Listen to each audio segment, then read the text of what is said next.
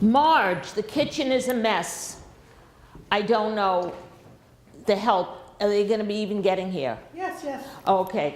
Because I want to say, dear, that the snow just keeps piling up, and I don't know what to do. I'm beside myself. Oh, you've done such a great job. Enjoy some dessert yourself. Thank you. So good evening, my treasured friends, relatives, fellow newshounds, and neighbors who have come such a long way from wherever you were able to come in the terrible snow, and welcome to Valkill, my precious home here up in Hyde Park. And thank you for coming such a long way to hear about my victory at the United Nations, where they have just passed the Declaration of Human Rights. I have learned the lesson that it is so good to be home again. Now, I hope you did not mind being served informally in the dining room and finding a comfortable chair and table in the living room to eat your dinner. Was it delicious? Yes. Well, my invaluable cook, Marge, made a delicious dinner, and I noticed she also took my request and made that delicious dessert, pink clouds on angels, that I always ask for her to serve my guests. But I see that you're done with dessert. Was it delicious? Yes. I'm so glad. Well, she is invaluable and very hard to keep cooks, so I'm hoping that she will stay with me. But I know that so many of you I have not seen since my time in Washington, and I know that you have kept in touch with me and asked me how I've been doing since I lost Franklin and came back up here. And I am so indebted to you for keeping in touch with me, my fellow newshounds from Washington, my colleagues, volunteers, and fellow women suffragettes down in Washington that I knew. Well, for many of you knew that I told you when Franklin died that the story was over. I was going to pack a few things and leave the White House, and in fact, President Truman and Bess were so surprised that I packed up within a week and left because I knew that I had to go. So I packed up some personal photos and some small items and came up here to Valkill to lead a quiet life. But before too much time passed, I felt very unsatisfied. I knew that I had to continue championing the rights and the causes that I had worked on for decades, like human rights, rights for women, women's education, and for the most part, self-worth. Well, I wanted to use my influence as First Lady to continue all that I had started. In fact, before the funeral, the newly sworn-in President Truman came to see me. "Mrs. Roosevelt," he said, "what can I do for you?" And I said, "President Truman, it is what can I do for you are the one who's in trouble now." Well, I'd like to tell you a little bit about my precious Valkill before I talk to you more about the Declaration of Human Rights, which I know that's why you came. You came here, I'm looking around, people from the Boston Globe, there are people from the New York Times, some of my friends from Better Homes and Gardens are here, and local neighbors, the town librarian's here, I see, some of my relatives. But before I talk about the Declaration of Human Rights, I want to tell you about my precious Valkill, because as I look around, most of you, many of you, have never been here before. And as things happen at this time of year, the thermometer is telling us it's 15 degrees Fahrenheit. And the snow has been coming down for hours. In fact, usually I would have let you in the back door of the house, which I call the front door at the back of the house, For my special friends and guests, however, it's probably 4 or 5 feet deep at this time, so I had to let you into the front door. And I thank you, especially my neighbors down the road. Now, I know you came up on the train, didn't you, from Albany, or down on the train from Albany. How was the conditions? It was probably snowing pretty badly. Yeah, so I really am very grateful to everybody who has been able to come. And you must promise me, especially the people who have never been here before, that you will come back in the spring when the flowers are in bloom, and we can take the 1-mile walk up to Top Cottage with my dog Fala, and also we can look at my gardens, and we can look at the grounds and go down to the river, because this property named Valkill is named after the Dutch term Fallkill or valley stream, and it is exactly that. It is such an expansive property, and I do enjoy being home here. However, as many of my neighbors here from New York, I see you, my Greenwich Village neighbor, have come up from New York on the train, probably the last train out. Oh, totally. Yeah, that I'm spending half my time down in New York, because I really, this is too quiet for me most of the time. Well, you might have to. I was planning on it, but I wasn't going to tell everybody yet.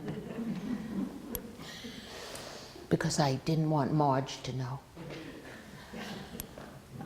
Where was I? I forget sometimes that this, I'm so busy. I just got back from Paris. I think it's the time change.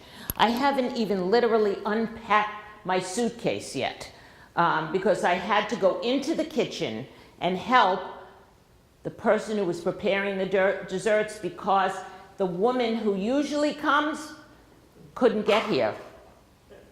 No one could give her a ride. And anyway, she gets a little nervous when I have over 10 guests. This kitchen's very small. So I can't really take credit for Valkill. It wasn't my idea. It was Franklin's big idea. It all started in the summer of 1924. Franklin and I were very young then and had just started dating, and we loved picnics. So we used to come here about 2 miles east of the family home at Springwood and have a picnic. Well, on this particular day, my friends Nancy Dickerman and Marion were with us on the picnic, and they were lamenting that this would be the last picnic of the summer, for Sarah, my mother-in-law, was going to close the big house at Springwood for the winter.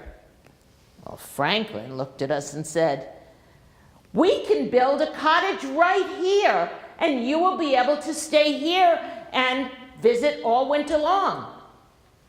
I must have looked at him very strange, because I knew he wouldn't be able to do that.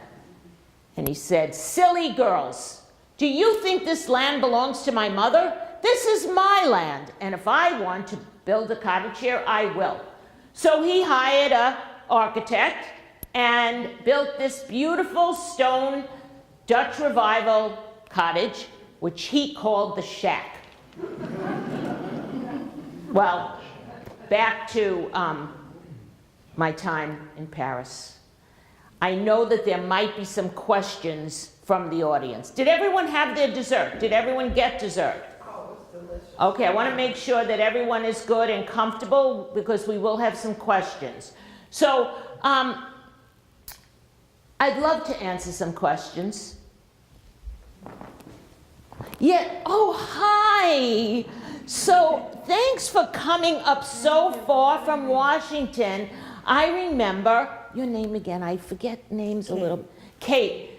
I remember, Kate, when we were working on a story in Washington together for the Post.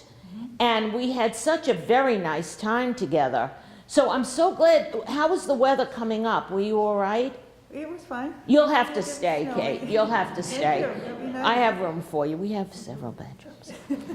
So what is your question, Well, Kate? I have limited knowledge of how you came to be chair of the committee, and when did it start?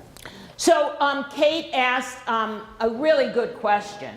I was hoping that would be the first one.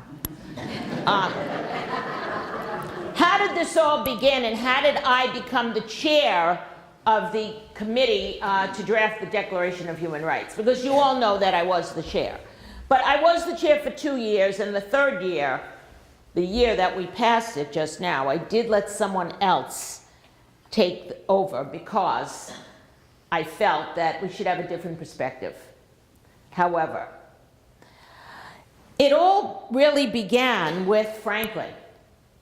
When he was president during the war, especially in around 1942 when things were pretty difficult, he made a speech about his 4 freedoms.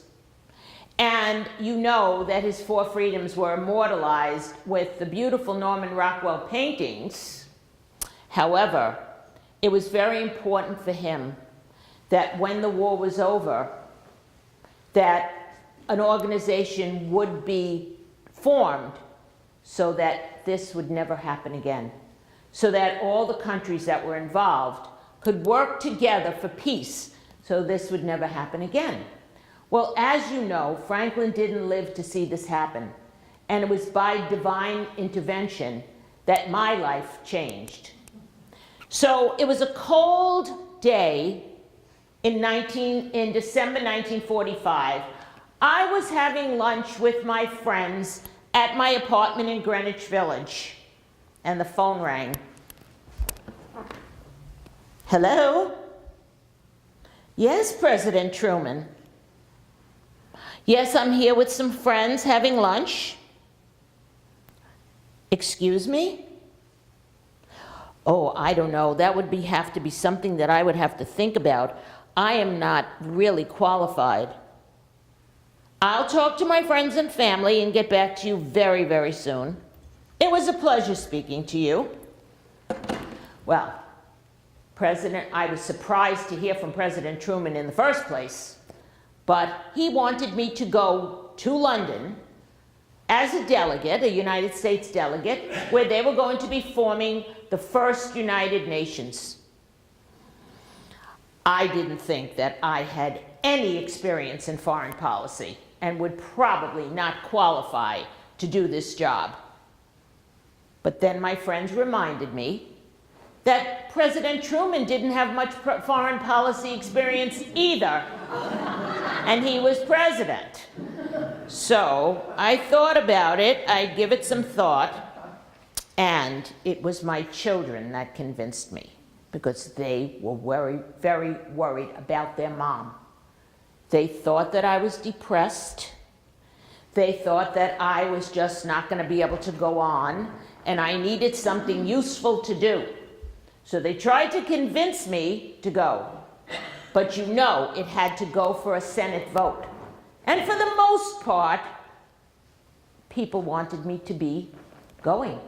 But there were a few senators that thought that I might be a loose cannon. And then there was another one. From Mississippi, I won't mention names, but you all are here from the press, so whatever you would like to write down, who was very against my stand on civil rights and my early activism with civil rights in this country. He did not want me to go. But I was voted in, and I said to myself as I prepared to go to London, Anna Eleanor Roosevelt, you must do the thing that you think you cannot do. And off I went on the Queen Elizabeth on New Year's Day of 1946, bound for England. Now, I hardly came out of my cabin. My suitcase was bursting with, well, my briefcase was bursting with papers because I was going to be well prepared for my job as a delegate to the UN. They missed me in the dining room, but I probably had most of my meals sent to the cabin. I did remember every day to take my walk to keep fit.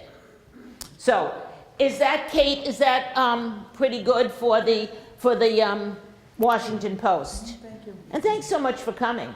Thank you for letting me stay. Any other questions do I have? Oh, hi, my neighbor from down the road. Yes, I saw you at the library the other day, but I didn't have too much time to talk, but was it too treacherous getting over here? Not too bad. Not too bad. I don't think it's going to stop, though. You might need to bring some snowshoes for the road home. What is your question, my dear? Well, Mrs. Roosevelt, when you first arrived in London and traveled around a bit, what did you witness that was left of war-torn Europe? What could you tell us about? Oh, well, you know that I have traveled quite a bit even during the war, and I did visit many camps and tried to do my part, both here and abroad. But at the end of the war, I can't even put into words for you how devastating it was in London especially, and other places that I finally went to visit. But my main concern, my dear, were the refugees and the orphan children that were really, really in trouble. And when I did go to the UN, when we first formed the committees, the first committee that they put me on was a committee to look after the refugees. So I was very happy about that. Questions? Oh, yes. From the Boston Globe. Luella Parsons. Luella? Luella. Yes, your hat. I love your hat, and I wanted to get a hat designed to look like yours, but did you get dinner? I'll see what I can do for you. Did you get dinner? I did, thank you. Good. I hope that you'll put a little bit about that in your column. I will. Yeah. What was it like to be the first woman at the meeting? I'm glad that you were the one to ask me that question, because it's very important that I talk to you about that. Yes. Well, as I said, being the first woman anywhere in this era is really a challenge. And so when I got there, as you know, there was quite a bit of resistance from most of the men there. But I was very well studied and did my homework and had a good sense of humor. So as a result, they asked me to chair the initial committee to form the Declaration of Human Rights. So I guess I did an okay job. And I wasn't a loose cannon. Yes, oh hi. Yes, I remember meeting you at a women's luncheon at Brandeis University. Do you know, I taught there a little bit, but I came up to Massachusetts, and I remember sitting with you at the table. You were quite interesting. Were you a professor there? Yes. Yeah, and you came, I remember addressing the envelope to you, but what is your name again? Mrs. Burke. Mrs. Burke, yes, Mrs. Roosevelt, nice to meet you. Nice to see you So what is your question? What was the most challenging part of heading the committee to create the declaration?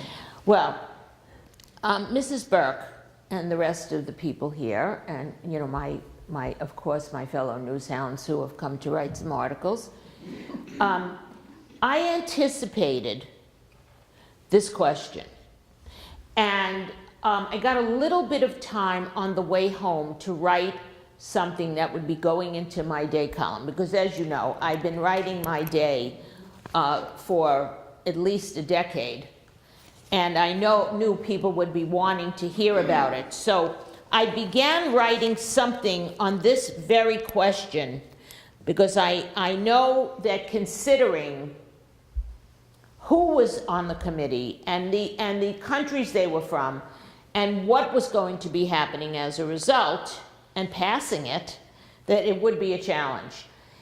And it was. on my way home I started, but as you know, I didn't expect that maybe I would have these many guests that might have to stay overnight. So I thought I'd be able to work on it tomorrow, so it's not quite finished. But I'm going to read to you, Mrs. Burke and everyone, what I started with, and you'll let me know what you think.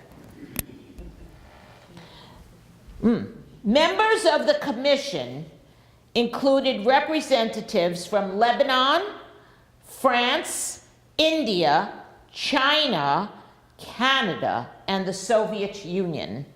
Coming from these countries with fundamental differences in their political and economic systems, they often disagreed about which rights should be included or which were most important.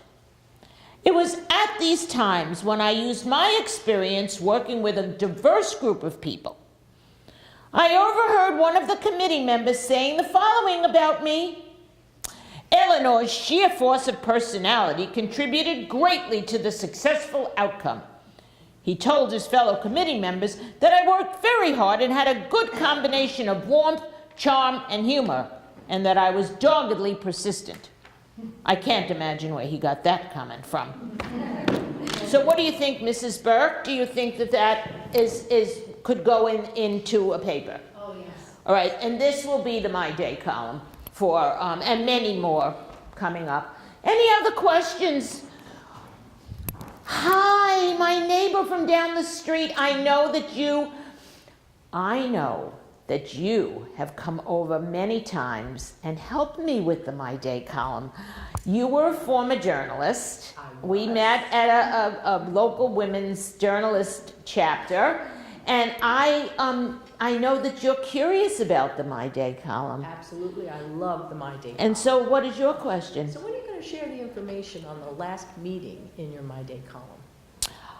Well, as I said, I planned for this week. I have to see about the weather because my guests are very important to me that are all here right now. And so I probably would have to think about waiting. So let me see. Well, if there aren't any more questions, I think that I'm going to go back in the kitchen and see, any other questions? So I'm going to go back in the kitchen and see what is happening in the kitchen with some cocktails for after dessert, maybe some cordials. And Marge, you'll be able to help me, and I haven't even unpacked yet, and Fala probably needs to be taken for a walk. I will be right back with you. I hope I did get to go around to the tables a little bit while you were eating dinner. So I saw that people were engaged in conversation, enjoying each other. And so I will return in a few moments. And thank you for the questions. So thank you very much for everybody who cooperated. I'm Carol Cohen, and I'm very happy to be here at the Concord Council on Aging. And unlike the little talk that I did about the weather, we're very lucky that the weather cooperated, because I see we have upwards of 40 people here, which is lovely. I hope you enjoyed the dessert. It is one of Eleanor's favorites. And for the people who played along with me, I really appreciate it. So this is obviously her house at Valkill, her stone cottage, and I keep this up so that we can get an idea of how it might have looked in the winter when it was snowing. I am a member of the Eleanor Roosevelt Admiration Society, and I even actually have an Eleanor Roosevelt Facebook page. My Facebook page is Evening with Eleanor Roosevelt, and I put up some nice things about her from very often. So I am really a great admirer of Eleanor Roosevelt, and I'm certainly not alone. She's my hero, and of course, what is a hero? It's a person who makes you think every day of how to conduct your life by their thoughts and words and deeds. And here I am standing on 73rd and Riverside Drive in New York at a larger-than-life, because she was larger-than-life, sculpture of her in New York. But I want to say that I found the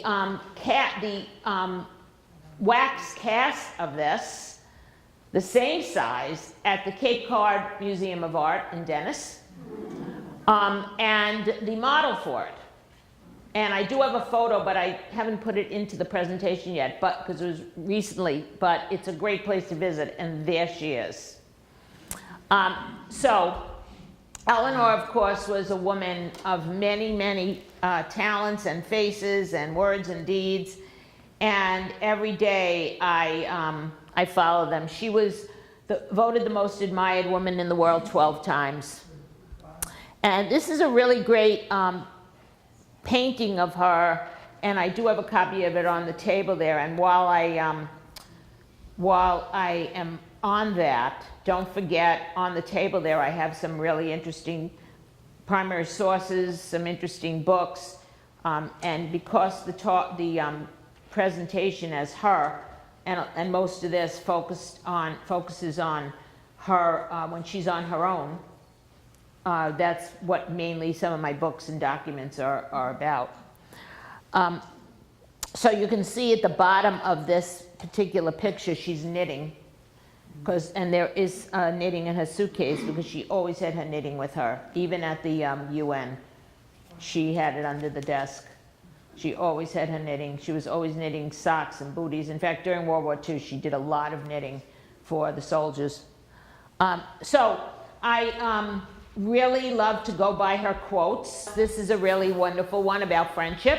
And these are three that I really find the most inspirational. You must do the thing you think you cannot do. And I did say that in the presentation, but that to me, you know, do something every day that scares you, or you must do the thing you think you cannot do, really was sort of who she was. Because there were so many challenges throughout her life that I'll talk a little bit about, that she would have to say this to herself. No one can make you feel inferior without your consent, and we know that from the time she was young, she was made to feel inferior. And it wasn't really until this time of her life that I chose to portray, for a reason, when she's about 60 years old, that she really came into her own and became herself. And with each new day comes new strength and new thoughts. And I think that's the one I go by every single day. You can often change your circumstances by changing your attitude. She had to do that often. A woman is like a tea bag. You can't tell how strong she is until you put her in hot water. Anger is only one letter short of danger. 3 stamps were issued for Eleanor in 1963, 1984, and 1998. Also, a few years ago, there was a contest to rename the $20 bill, and she was one of the candidates. Harriet Tubman won. Eleanor was a woman of many talents, interests, and a champion of causes that she believed in, no matter what the consequences. And so this quote is pretty accurate about her. Do what you feel in your heart, because you'll be criticized anyway. And you're damned if you do, you're damned if you don't. And some of those causes and things that she was up to started out very early in her life. Here she is at a soup kitchen with her fur hat and all dressed up, serving soup. Early on in her life, she had some influences, so I'll just go back for a tiny bit. One was her father, who was actually the brother of Theodore Roosevelt, who, of course, you know, was one of our greatest presidents. But her brother, her father, Elliot, did not do very well, and he was an alcoholic and a failed, you know, a ne'er-do-well. And her mother died when she was 9. Her father died a year later when she was 10. So by the time she was 10 and a half years old, she was an orphan.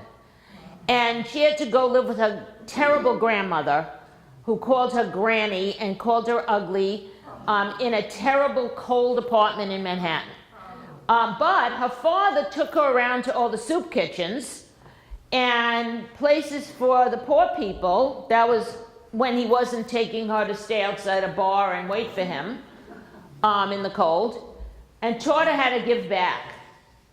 So she came from a long line of very wealthy people. She was a Roosevelt herself, and for her entire life, really thought about the other person.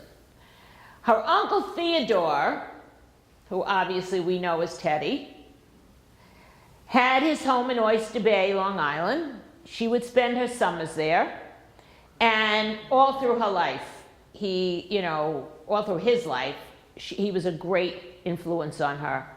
He told her, never be content sitting by the fire and doing nothing.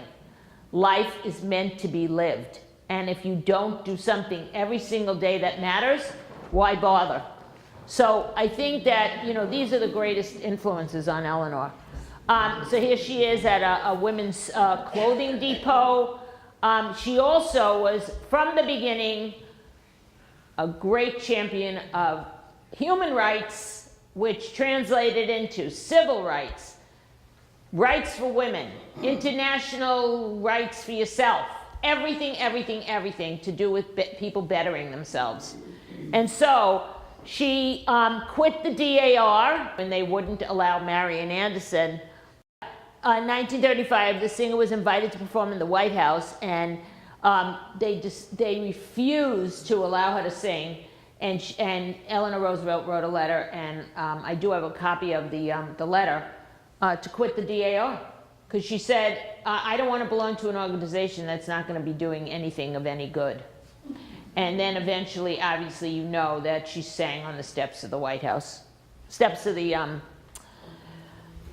Lincoln Memorial. Mary McLeod Bethune, the well-known civil rights activist and champion of education, was a very good friend of hers from the 1920s on. And they together did a lot for civil rights. But she did, of course, have a lot of enemies as a result of that. People just didn't like her forward thinking. So Eleanor had many nicknames and titles. Eleanor Everywhere, the woman in perpetual motion, Eleanor the First Lady of the World, or the Lady of the World, and a person who was a forward thinker, not afraid to change in many aspects of her life. Franklin begged her, please slow down, please stop, and she never would. So the nickname Eleanor Everywhere fits her very well. Here is an ad for one of the airlines flying, and she loved to travel. 1 year as First Lady, she traveled over 40,000 miles. In fact, it became headline news in Washington if she was home. Over the course of her life, she went to every continent except Antarctica, and 48 of the then United States. Eleanor traveled far and wide, enriching the lives of others as well as her own.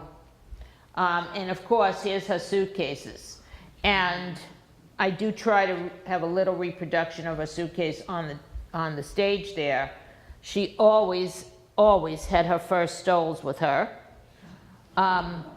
I would love to ask her how she walked around with the head of an animal hanging from her, but that, was the style of the time. Her pearls, she never went anywhere without her pearls, and her sensible shoes, and of course her knitting. As you can see, she was known for knitting everywhere. So here she is in the South Pacific, and during World War II, and here she is in New Zealand visiting, paying a visit and giving a little traditional kiss to her tour guide in Rotorua. Here she is in India. "Nothing can ever be achieved by a person who says it can't be done," said Eleanor Roosevelt, and was often heard saying. Here she is, the last time of 4, traveling to the Middle East, to Israel, to try to work on peace in the Middle East. So Eleanor on her own, and that's where we began when I invited you into my home at Valkill. It's 1948, and she's just come back from the UN, where the Declaration of Human Rights has been passed. But here we are in 1945 at the funeral of her husband, Franklin. And when we met her at Valkill, her home for the last 17 years of her life, she felt that this was the time in her life where she saw her greatest accomplishments. So from 1925 to her death in 1962, Eleanor considered Valkill her special place. In fact, it was really she considered it really her first real home. Because, as I said, when she became an orphan at age 10 and a half, 11, she had to go and live with her grandmother. And then her grandmother, they finally sent her off to Europe because they felt she didn't have enough poise to go out and catch a husband.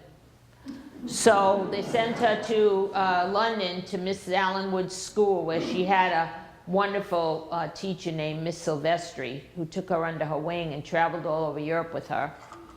And then, of course, there was Springwood, well, first Manhattan, and then Springwood, where her mother-in-law lived with her, with the thumb of her very, very domineering mother-in-law. So really, Valkill was the only place she really considered to be her home. So here, it's named after the Dutch Valley Stream. So let me take you a little bit around Valkill. And the stone cottage, which, as I said, Franklin built for her and her friends in 1925. But Eleanor told Franklin about Franklin's big idea, and he built this stone cottage, but I only told you part of the story.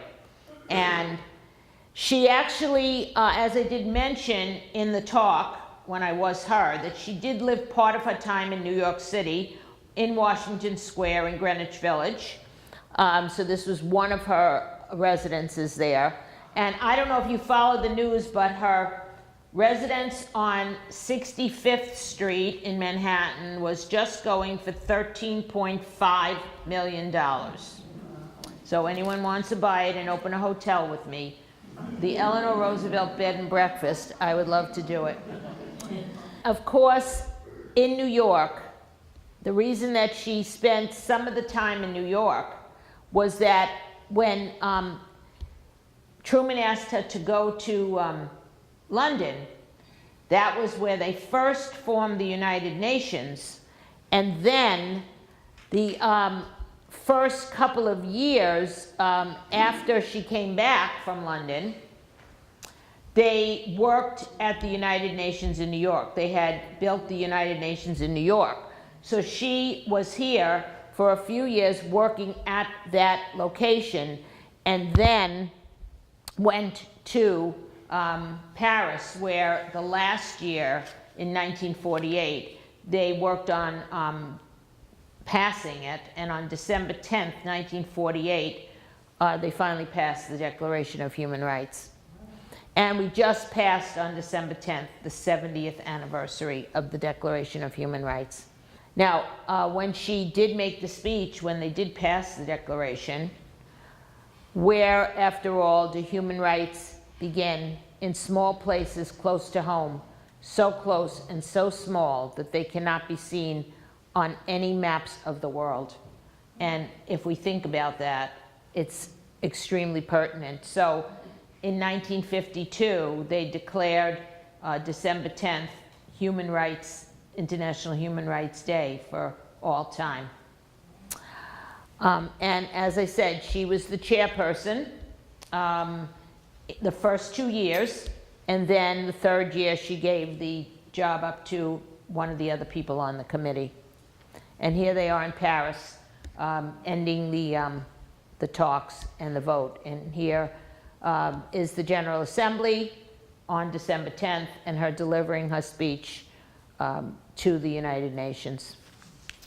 So back to Valkill, where we began, and where we still are. As I said, the only place that she really thought of as home. So after the stone cottage was built, her friends, Marion Dickerman and Nancy Cook, immediately moved in. They lived there until 1947. And in 1926, and Eleanor would visit them on weekends and holidays, and she would use it as a retreat to get away from Sarah, her mother-in-law. And in 1926, the three women, along with Caroline O'Day, another woman from the Democratic National Convention, started Valkill Industries and put an experimental furniture factory on the property. They hoped that they would help local farmers in the off-season when they didn't have work, to teach them a skill so that they could keep earning money.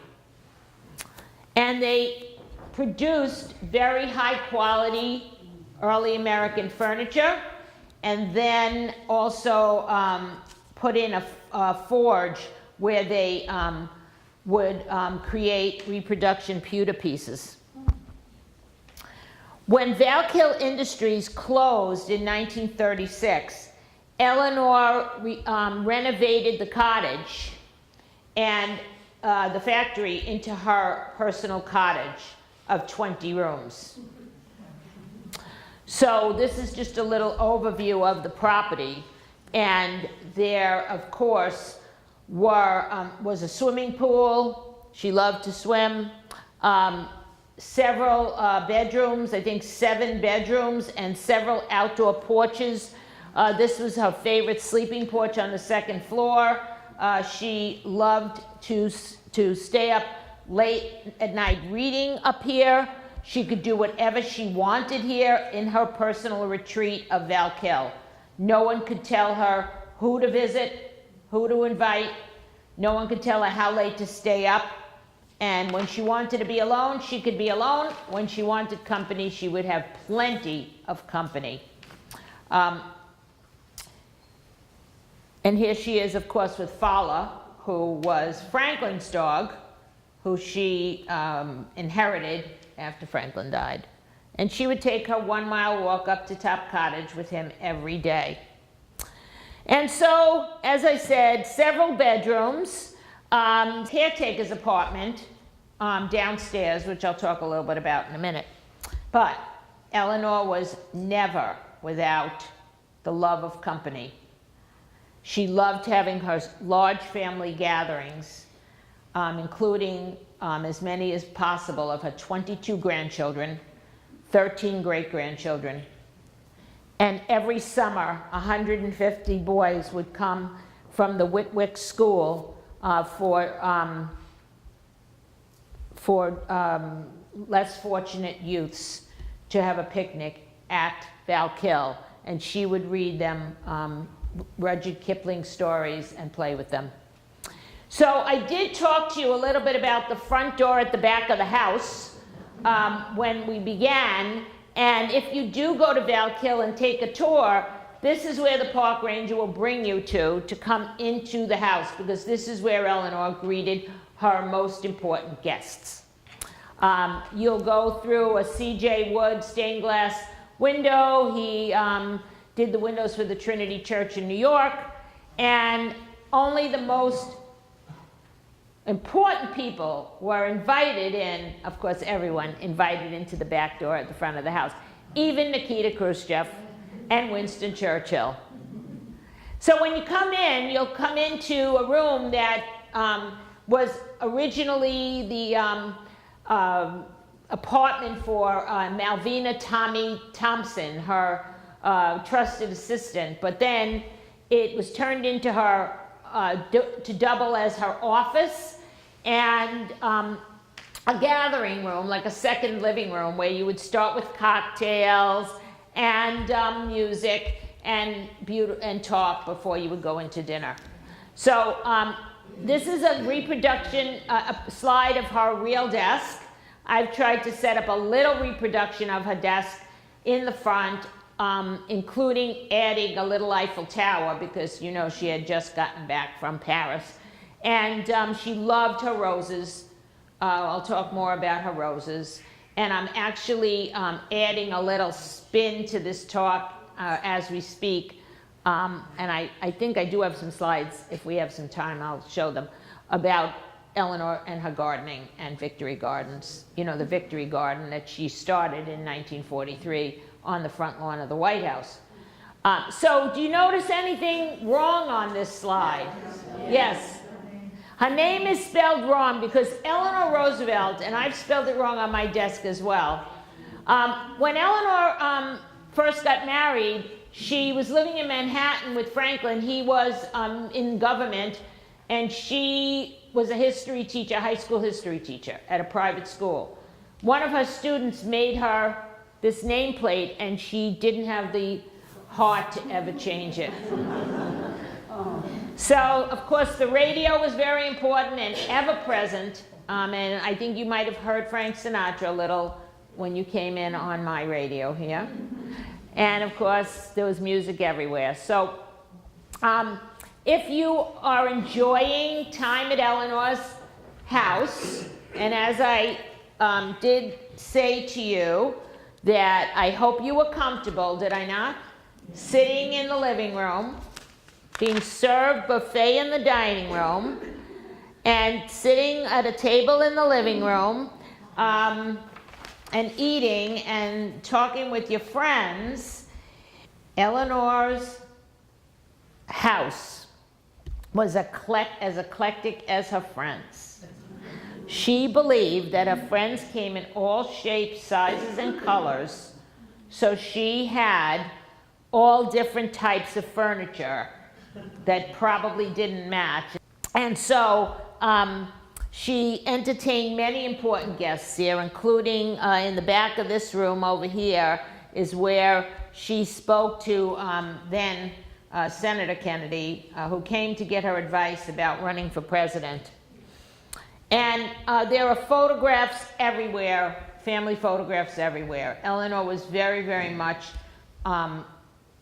into her family. There was so much importance. But this particular drapery here is hiding a photograph of her mother-in-law that she would pull aside when company came and pull back so that she wouldn't have to look at it. This, of course, would be how the table would be set for maybe Christmas dinner, just the family. You can see a few things going on in this slide. Firstly, her very simple dishes. They were certainly not like the ones she had in the White House.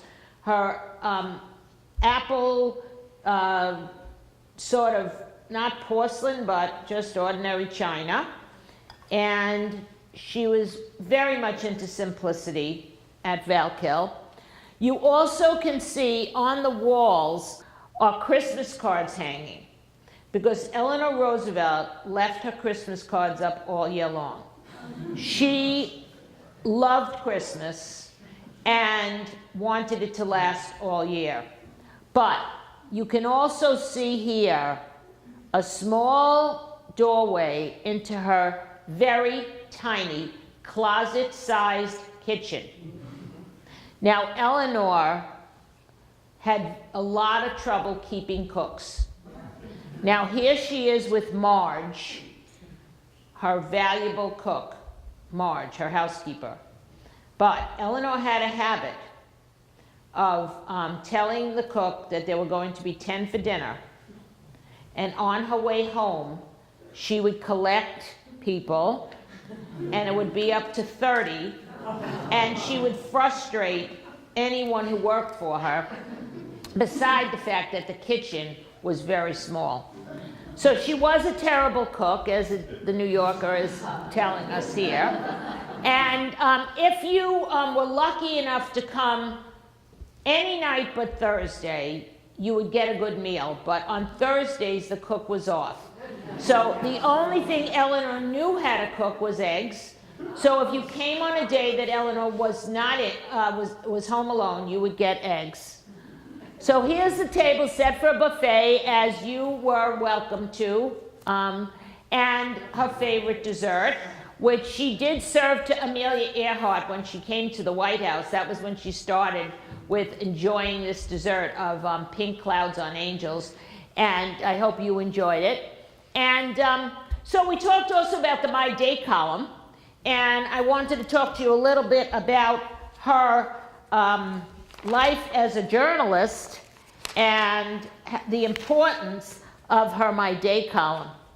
So Eleanor Roosevelt started writing the My Day column in 1935, and it was published 6 days a week. From December 1935, nationally syndicated, she continued to write the column for many years, almost till she died. Over 7,000 articles in 200 newspapers, reaching millions of households. It was only the last year that she only had it come out every other week. She also was the author of about 28 books, many of which I've owned or gotten out of the library, and I did bring some of them with me for you to take a look at on the table afterwards. And in 1977, May 1977, President Jimmy Carter signed a bill to make Valkill a national park, National Historic Site. It is the only, to date, national park dedicated to a First Lady. When Eleanor Roosevelt died in 1962 at age 78, of course, she was buried in the grave with Franklin, surrounded by her 105 varieties of roses, and much else in this fabulous garden at Springwood, 2 miles up from Valkill. And when Eleanor died, they did find several things in her wallet. So I want to share a couple of things with you, because when she died, there were 42 items in her wallet. And they are displayed at the Franklin Library in Hyde Park, where there's an entire floor dedicated to her. And a few of the important things that are pertinent here, and I learned a lot about her just by looking in her wallet, is her United Nations Press International card, a newspaper guild, because she was such a great news hound. Of course, her membership in a business association, her Museum of Modern Art, Metropolitan Museum of Art card. She was a very religious woman, so she had a St. Christopher medal and her religious poems. But a few of the most interesting things to me, firstly, is her operator's license. She was a terrible driver. What wound up happening is right after Franklin died, when she moved to Valkill pretty much full time, she wound up in an accident on the Taconic Parkway, and her front teeth got knocked out, which was sort of her trademark. But the most interesting document to me was her license to pack a pistol. So Eleanor Roosevelt learned how to shoot from her bodyguard, Earl Gardner, And so today is the oldest you've ever been, and the youngest you'll ever be again. And if we were actually in Valkill right now, this is probably how this program would end. Marge? Yeah? I think that we're going to have a lot of guests for dinner. And I mean, after dinner and for staying over. I think the snow is still piling up. We're probably up to 10 inches. I don't think anyone here will be able to go anywhere. Do we have enough eggs for the morning? And do we have some brandy and other cordials? We'll need them. And I also think we need to start fixing up the bedrooms, because no one is going home. They can't leave. Unless you are one of my neighbors. How many neighbors do I have here? My neighbors. Maybe you'll be able to put up someone, my dear, who might be... Not a problem.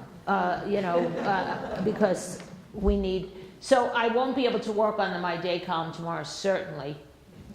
And so that's how the program might end. And great leaders don't set out to be a leader. They set out to make a difference. And it's never about the role, always about the goal. I will take some questions individually.